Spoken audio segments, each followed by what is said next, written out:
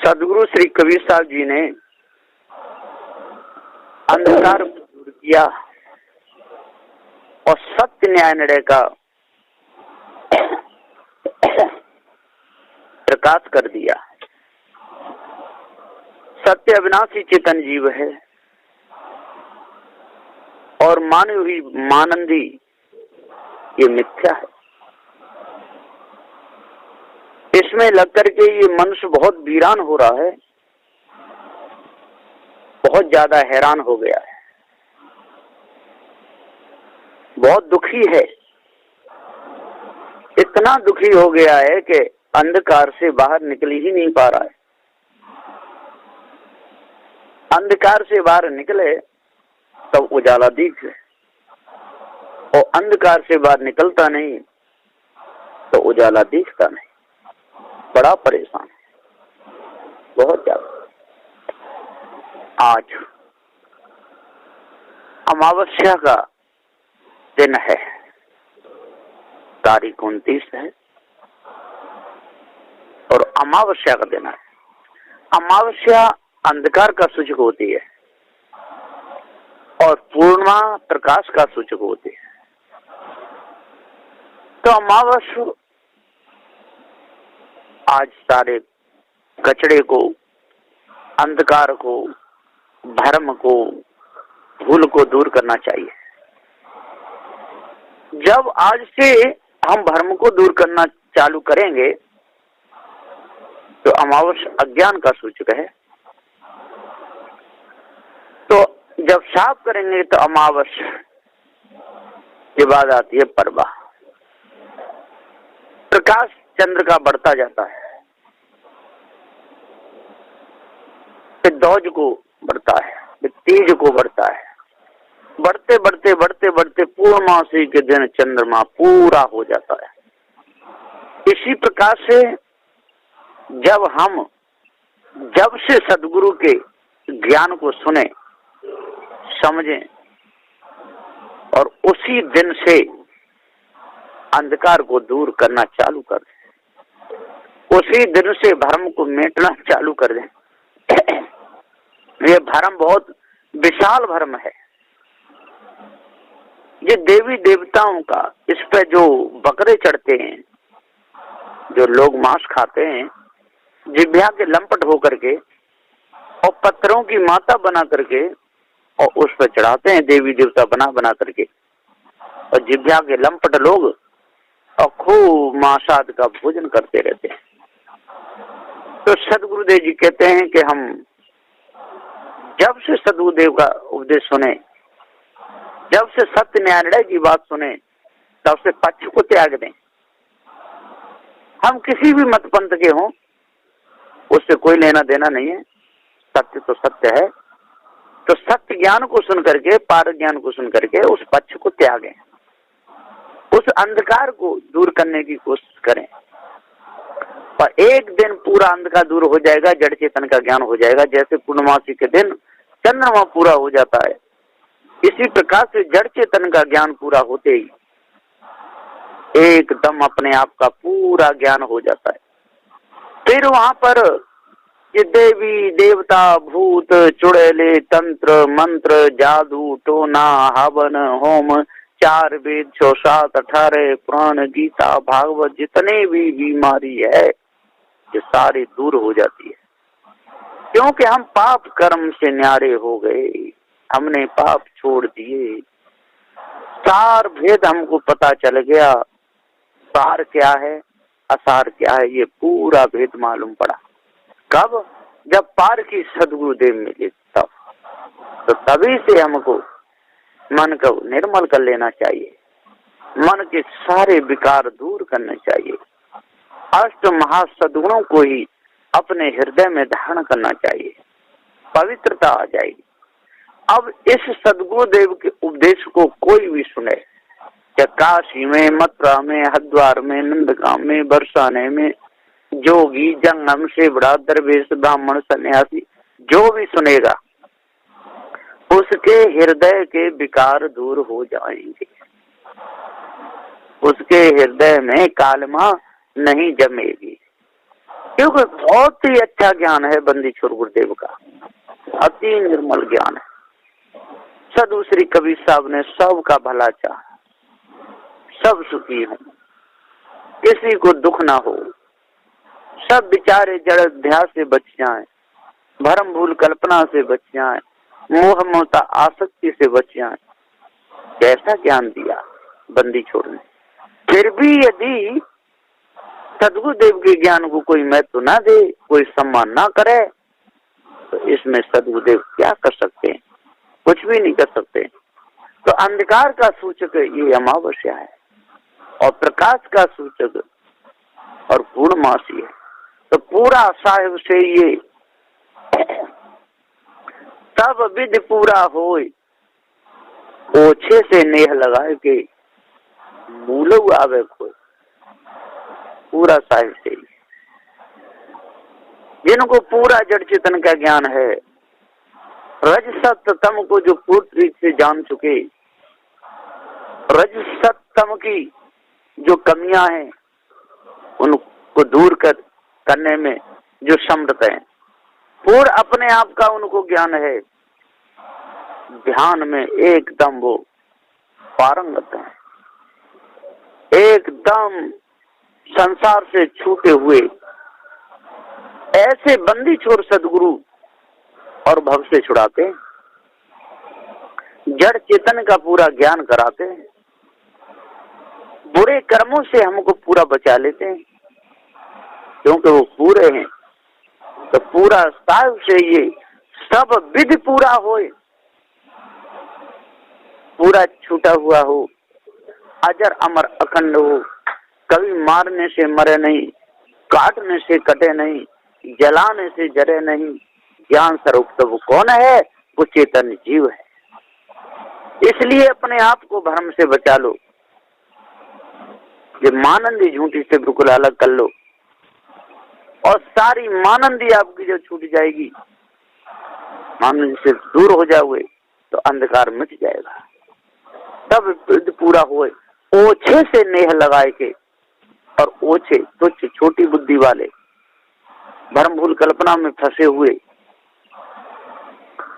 जिनको जड़ चेतन का पूरा ज्ञान नहीं, अष्ट महासतुओं का भेद वो जानते नहीं, चोरी हिंसा विचार में जो लगे रहते हैं, चोरी हिंसा विचार, ईर्ष्या क्रोध मान छल गाली निंदा झूठ, इसमें ही अपने पूरे समय को बर्बाद करते रहते। तो ओछे से नेह लगाए के और मूल आवे खोए, उसका पूरा मूल का ये जो कल्याण के लिए जो शरीर मिला, मनुष्य जन्म, ये सब उन्होंने खो दिया चोरी हिंसा विचार में, ईर्ष्या क्रोध मान छल में और गाली निंदा झूठ में। इसी में पूरे मूल को खो देगा। वो जान ही नहीं पाएगा कि जो कितना बढ़िया मनुष्य शरीर हमको कल्याण के लिए मिला, भव से छूटने के लिए मिला, पार होने के लिए जो नाव मिली, जो भवसागर ये संसार है, और इसमें ये नाव हमको मिल गई मनुष्य जन्म रूपी। अब हमको ज्ञान बोध विचार से इसको खेना है, विवेक विचार के द्वारा इसको इस संसार से पार लगाना है। चोरी हिंसा विचार को त्याग करके हमको चलना है, ईर्ष्या क्रोध मान छल को त्याग करके इस नाव को खेना है, गाली निंदा झूठ को त्याग करके इस नाव को खेना है। अब फिर भी हम खेवनहारे, हम स्वयं हैं, ये चेतन जीव ही है, और ये खेवनहारा केवट ही इस नाव को खेना ना जाने, है ना। तो नाव बेचारी क्या करे? नाव को तो पता ही नहीं है, नाव तो जड़ है, अरे खेने वाला जो मल्ला है वो चेतन है, और वही खेना ना जाने, उल्टा सीधा और बल्ला चलावे, पतवार चलाना न जाने, तो नाव बेचारी क्या करे? वो तो बीच में डूब जाएगी। इसी प्रकार से सदगुरुदेव जी पुकार के समझाते हुए कहते हैं कि हम मनुष्य जन्म में आए और इसमें आकर के हम चोरी हिंसा विचार से न्यारे नहीं हो पाए, है ना, कालमा को दूर नहीं कर पाए, तो ये शरीर क्या करेगा? ये तो विषय वासना भ्रम भूल कल्पना में डूब जाएगा, क्योंकि हम इसको चलाना नहीं जानते। हम जहाँ चलाना है वहां नहीं चलाते, गलत जगह पे नाव को ले जाते हैं, भंवर पड़ रहा है और फिर भी नाविक नहीं सोच रहा कि आगे भंवर है, नाव को नहीं मोड़ रहा है, तो भंवर में तो नाव चली जाएगी। इसी प्रकार मनुष्य जन्म में आकर के और हम खाने जाल से अपने आप को न छुड़ावे, विषय वासना में न छुड़ावे, तो विषय वासना रूपी भंवर में और ये हमारी नाव चली जाएगी। ये तन रूपी नाव विषय वासना रूपी भंवर में चली जाएगी। ये तन रूपी नाव भरम भूल कल्पना रूपी भंवर में चली जाएगी, बचेगी नहीं। आज यदि हमको सुंदर समय मिला है, पार की सदु देव की शरण में लग करके हम इस नाव को बचाएं, हम नाव को सही चलाएं।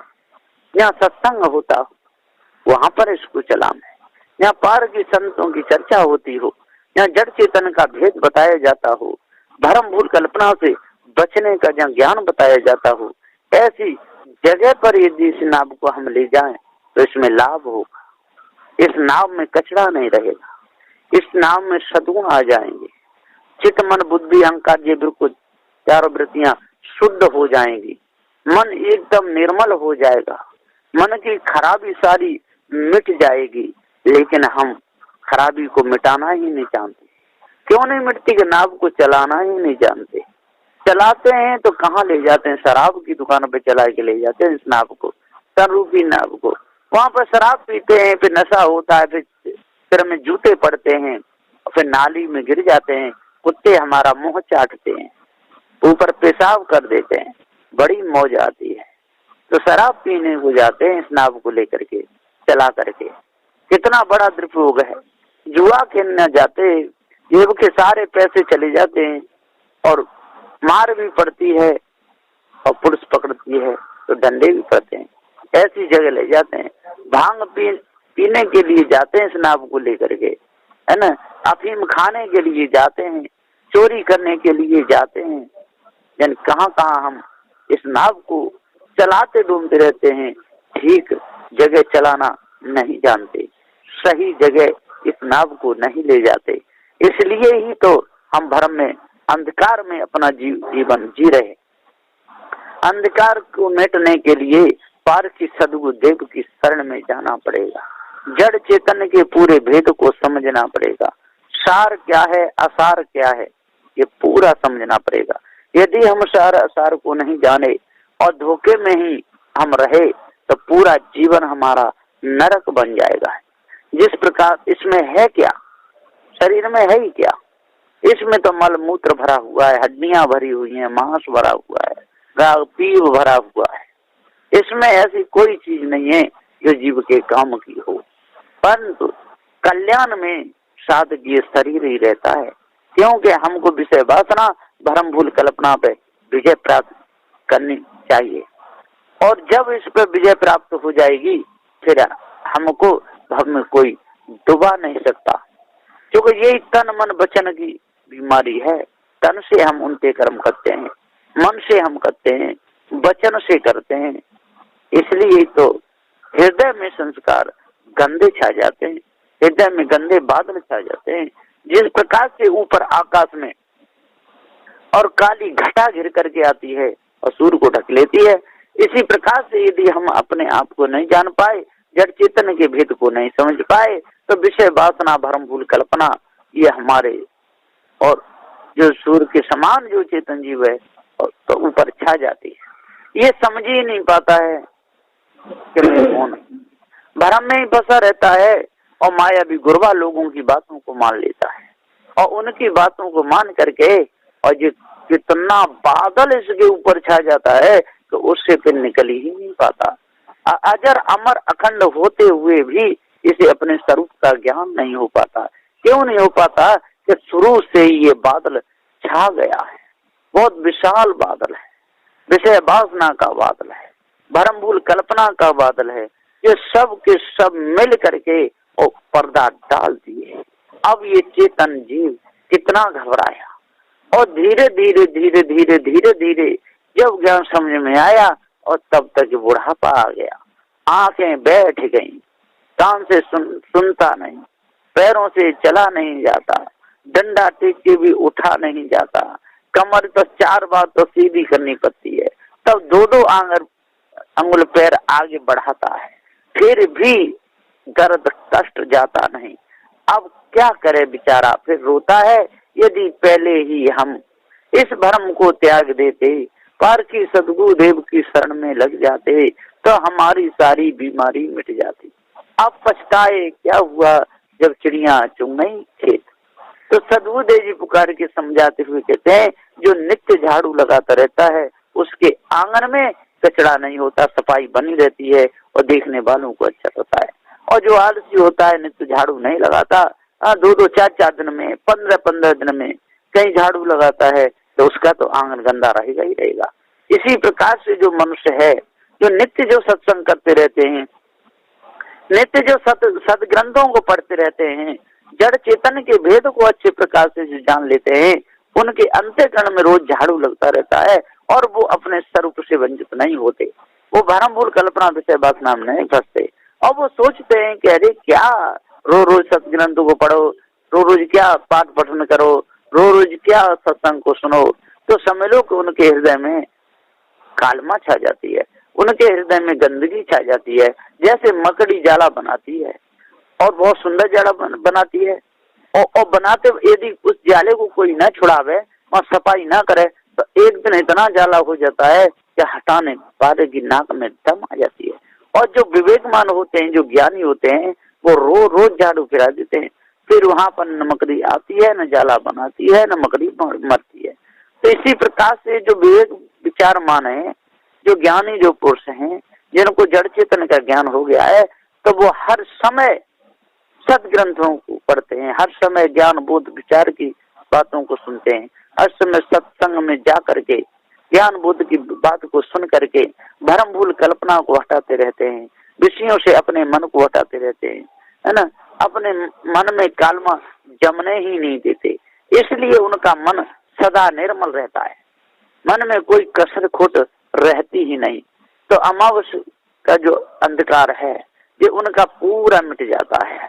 और पूर्णमासी के दिन जो चंद्र 16 कलाओं से जो खिलता है, इसी प्रकार से मन में सुंदर विचार रहते हैं, मन में सुंदर भावना रहती है, मन में दूसरे का भलाई सोचना रहता है, मन में कभी विषय वासना भ्रम भूल कल्पना के विकार नहीं आते, न चोरी के विचार आते, न हिंसा के विचार आते, न विचार के विचार आते, न काऊ को मारने के विचार आते, न किसी की कोठी बंगले देख करके हम जलते। एकदम हमारा हृदय इतना सुंदर निर्मल निदाग हो जाता है कि सबको हम सार अच्छा ही ज्ञान देते हैं। और जिनके मन में विकार हैं, जिनका मन गंदा हो जाता है, तो अच्छी बढ़िया पवित्र चीज तो स्वयं पाते हैं, और जब सड़ जाती है, बिगड़ जाती है, तो दूसरों को देते हैं। जब तक कपड़ा अच्छा रहता तब तो स्वयं पहनते हैं, और जब किसी का भी नहीं रहता, फट जाता है बेकार का, तब दूसरों को देते हैं। ऐसों की बुद्धि बड़ी गंदी रहती है, ऐसों के विचार बड़े बहुत ज्यादा गंदे होते हैं, ऐसों का चित्त बहुत ज्यादा चंचल रहता है, ऐसों की बुद्धि भ्रष्ट हो जाती है, मन में नाना प्रकार की कालमा भरी ही रहती है, उनका मन कभी शुद्ध होता ही नहीं, दूसरों को देख देख के जलते रहते हैं, दूसरा आगे बढ़े तो जलते हैं, दूसरे पे धन बढ़े तो जलते हैं, दूसरा कोई मकान अच्छा बना ले तो जलते हैं, सत्संग में यदि जाता है उसको सत्संगी पूछते हैं तब भी जलते हैं, संत गुरुजन उनके घर पे आमे और तब भी वो जलते रहते हैं। उनकी जलावत और जो अंदर से जो कुढ़ावत है वो जाती नहीं है। और जो सज्जन है, तो सज्जन तो बहुत अच्छा सोचते हैं, कोई आगे बढ़े तो बड़ी खुशी होती है, किसी की जहाँ संत गुरुजना में तो बहुत ज्यादा खुशी होती है, कोई किसी को दान दे रहा हो तो बड़े खुश होते हैं, कहते बहुत बढ़िया भैया, बहुत बढ़िया, बहुत अच्छे। और जो अंदर से जलते हैं, कालमा वाले हैं, इनका हृदय गंदा है, इनके कर्म गंदे हैं, उनके मन में वासना छाई रहती है, वो तो अमावस्या के समान है ना, अंधकार भरा हुआ है, वहाँ गंदगी कचरा अति भरा हुआ है, वो तो अच्छा सोचे ही नहीं सकते। कोई कोई तो कहते हैं पार की संत क्या, पार की भक्त क्या, ये तो किसी को मानते नहीं, लेकिन पार ज्ञान पर विचार करें तब तो उन्हें पता चले कि सार क्या है असार क्या है, विचार करते नहीं और विषय वासना भरम भूल कल्पना में अंधे हो रहे। पत्थर पूज पूज करके, देवी देवताओं को पूज पूज करके, माला फिरा फिरा शंख बजा बजा के बावड़े हो गए, तो सत्य न्याय निर्णय की बात उनकी समझ में कैसे आएगी। कभी नहीं आ सकती। सांच बराबर तप नहीं और झूठ बराबर पाप, जाके हृदय सांच है ताके हृदय आप। सांच बराबर तप नहीं। सदगुरुदेव जी कहते हैं कि जो सत्य बोलता है, जो सत्य अविनाशी चेतन जीव है, इसका पूरा ज्ञान हो जाता है और सत्य अविनाशी चेतन जीव का दूसरे को ज्ञान देता है, तो सांच बराबर तप नहीं, उसके बराबर बड़ा तपस्वी सारे संसार में कोई नहीं। झूठ बराबर पाप, और जो झूठ बोल रहे हैं, जो भटका रहे हैं, जो काशी मथुरा हरिद्वार नंदगाम बरसाने कहाँ कहाँ लोग भटका देते हैं, क्या क्या नहीं पुजवा देते, क्या क्या नहीं भोजन करा देते, सब अंडा मांस मछलियां मिल के खा जाते हैं। झूठ बराबर पाप, यही तो पाप करना है और क्या है। इस पाप को सारे संसार के लोग कर रहे हैं और इसी में मौज ले रहे हैं। हटाने, इनको छुड़ाने का कोई उपदेश देते नहीं, तो उपदेश के भी वैसा ही ज्ञान देते हैं। तो अब बताओ इनका अंतःकरण पवित्र कैसे होगा? नहीं हो सकता। तो सांच बराबर तप नहीं, झूठ बराबर पाप, जाके हृदय सांच है ताके हृदय आप। जिसको सत्य पार ज्ञान हो जाता है, जिसको सत्यवादी पार की सदगुरुदेव मिल जाते हैं, जो जड़ चेतन के भेद को अच्छे प्रकार से समझ लेते हैं, इनके ज्ञान के फाटक बिल्कुल खुल जाते हैं। सत्य अविनाशी चेतन जीव ही सत्य है, इसके ऊपर कोई ईश ब्रह्म परमात्मा नहीं, कोई देवी देवता नहीं, ऐसा इनको ज्ञान हो जाता है। वही वास्तव में मनुष्य हैं और फिर वो मानवता से ही पूरे जीवन जीते हैं, कभी किसी को धोखा नहीं देते। तो सदगुरुदेव यहाँ पुकार के समझाते कुछ कहते हैं कि हे भाई ज्ञानियों, विद्वानों, 4 वेद 6 7 18 पुराणों के ज्ञाता हो, जपी तभी सन्यासी हो, भरम भूल कल्पना को, विषय वासना को अपने अंदर से निकाल दो, तब आपको पूर्ण शांति मिलेगी, नहीं तो मिथ्या धोखे में जीवन चला जाएगा। बस इन्हीं वचनों के साथ में मैं अपनी वाणी को विराम देता हूँ। बोलिए श्री सदगुरुदेव की जय।